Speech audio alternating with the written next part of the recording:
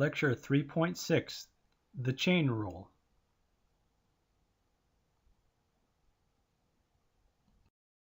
Particular chain was on the USS Alabama, which is permanently moored in Mobile, Alabama, and is open to visitors.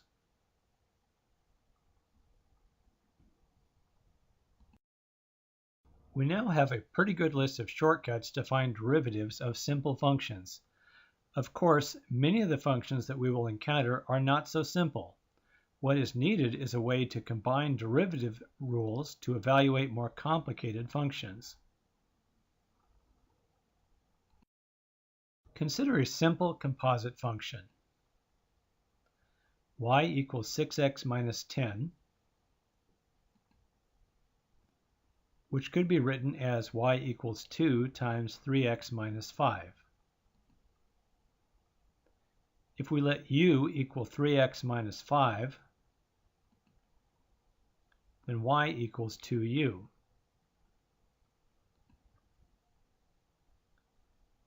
dy dx equals 6. But dy du equals 2. And du dx equals 3. Now we notice something interesting. 6 equals 2 times 3.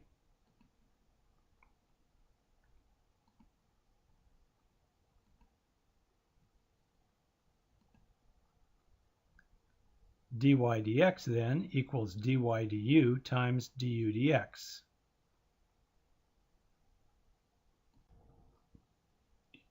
Here's another example. Y equals 5u minus 2, where u equals 3t. Then y equals 5 times 3t minus 2.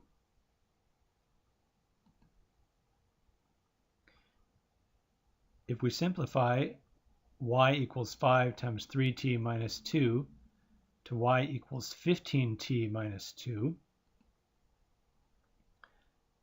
then we can find dy dt, which is 15. But dy du is 5,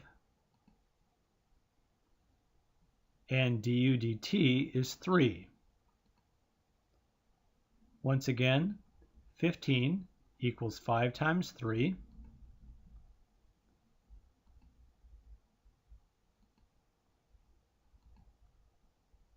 And we see that dy dt equals dy du times du dt.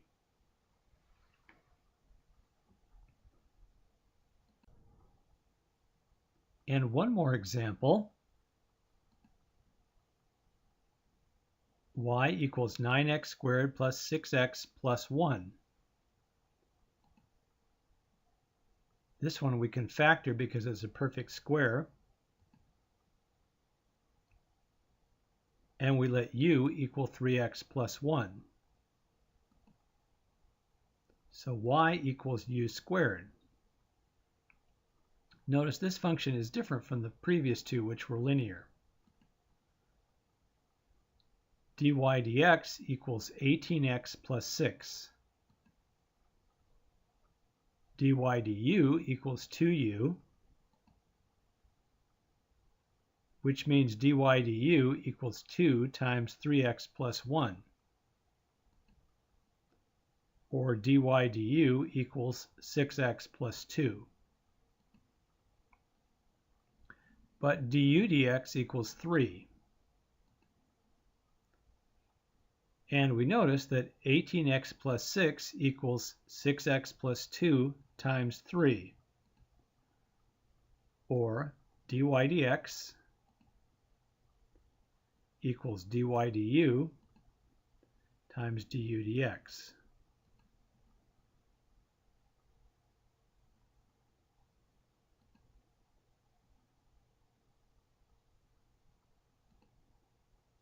This pattern is called the chain rule.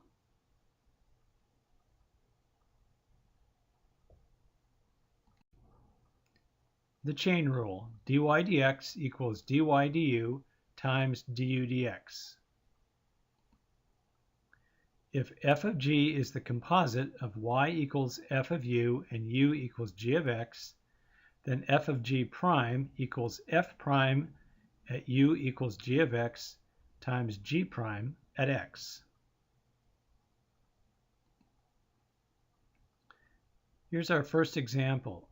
We're going to look at several different treatments of the chain rule to see which works best for most of the problems we'll be looking at. If f of x equals sine x and g of x equals x squared minus 4, find f of g prime at x equals 2. F prime of x equals cosine x. G prime of x equals 2x. And g of 2 equals 4 minus 4, or 0. So we take f prime of 0 times g prime of 2, which is cosine 0 times 2 times 2, or 1 times 4, or 4.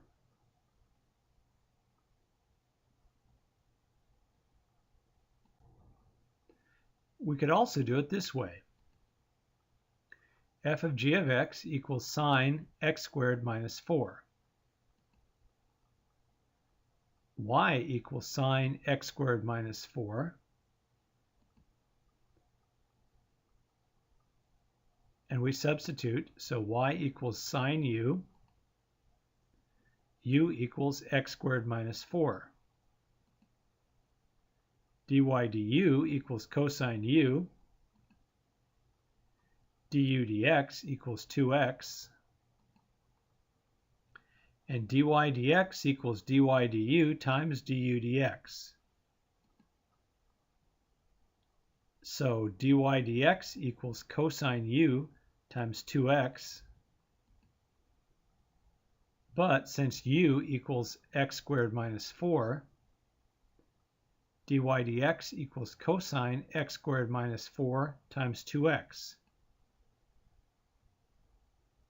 Substituting in 2 for x, dy dx equals cosine 2 squared minus 4 times 2 times 2, or cosine 0 times 4, which once again is 4.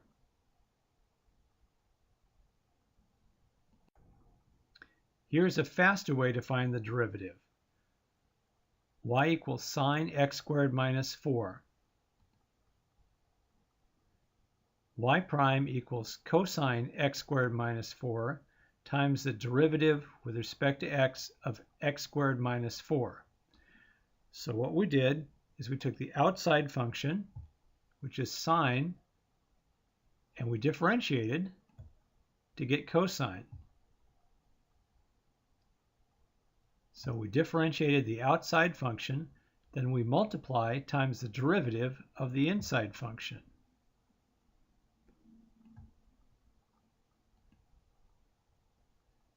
Then we take the derivative of the inside function. At x equals 2, y prime equals 4.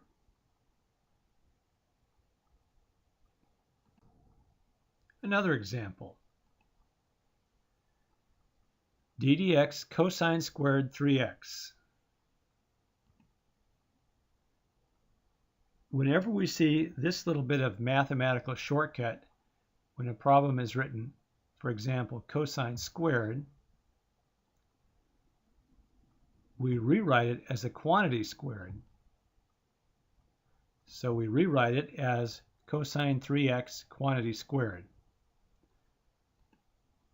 Now the outside function is exponentiation. So we bring the 2 down and decrease it by 1. So we just get an invisible 1 there. And then multiply times the derivative of the inside. The inside was cosine 3x. So we have the derivative of the outside function times the derivative of the inside function. And it looks like we need to use the chain rule again. The derivative of cosine is negative sine. So we have negative sine 3x times the derivative of the inside of that function, which is 3x. The chain rule can be used more than once. That's what makes the chain in the chain rule. So we take the derivative again, and then combine the negative 2 and the 3 to get our answer.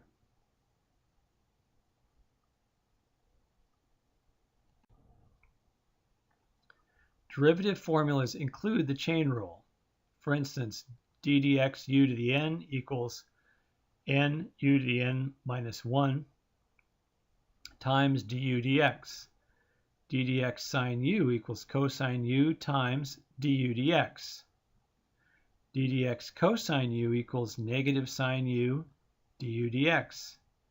d dx tan u equals secant squared u du dx, etc., etc., etc. The formulas on the memorization sheet are written with u prime instead of du dx. Don't forget to include the u prime term. The most common mistake on the Chapter 3 test is to forget to use the chain rule. And just about every problem on the Chapter 3 test will require the chain rule. Every derivative problem could be thought of as a chain rule problem. For example, d dx x squared could be written as 2x times d dx of x. So we have the derivative of the outside function times the derivative of the inside function. However, in this case, the derivative of x is 1.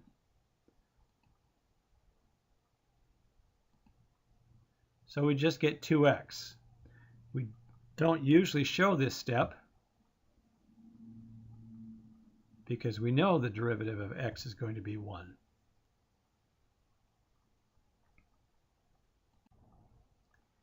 The chain rule enables us to find the slope of parametrically defined curves. dy dt equals dy dx times dx dt. If we divide both sides by dx dt, we get dy dt over dx dt equals dy dx. Turning that around, we have the slope of a parametrized curve given by dy dx equals dy dt over dx dt.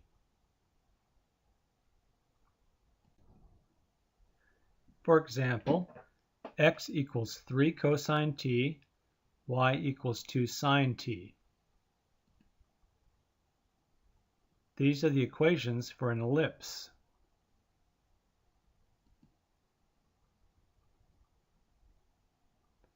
If we could find the derivative, we could tell the slope of the ellipse at any point. dx dt equals negative 3 sine t. dy dt equals 2 cosine t. So dy dx equals 2 cosine t divided by negative 3 sine t, which simplifies to negative 2/3 cotangent t.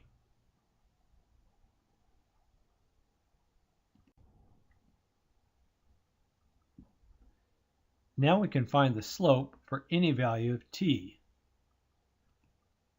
For example, when t equals pi over 4, the point on the ellipse is right there.